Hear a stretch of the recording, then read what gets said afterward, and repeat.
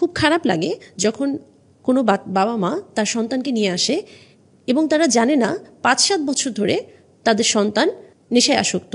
সেটা হতে পারে গাঁজায় আসক্ত, অথবা ইয়াবা আসক্ত, অথবা দীর্ঘ সময় ধরে ভেপ নিচ্ছে।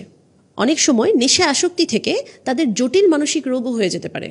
আপনি কিভাবে বুঝবেন যে আপনার ভাই বোন কিংবা আপনার ফ্রেন্ডদের মধ্যে কেউ বা আপনার আশেপাশের কেউ নেশায় আসক্ত কিনা?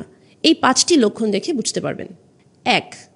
অতিরিক্ত রাগ বেড়ে যাওয়া, কোনো কারণ ছাড়াই অতিরিক্ত রেগে যাওয়া এবং বাবা মা, ভাই বোন কিংবা বন্ধুবান্ধবের সাথে খারাপ আচরণ করা, জিনিসপত্র ছুঁড়ে মারা, ভেঙে ফেলা।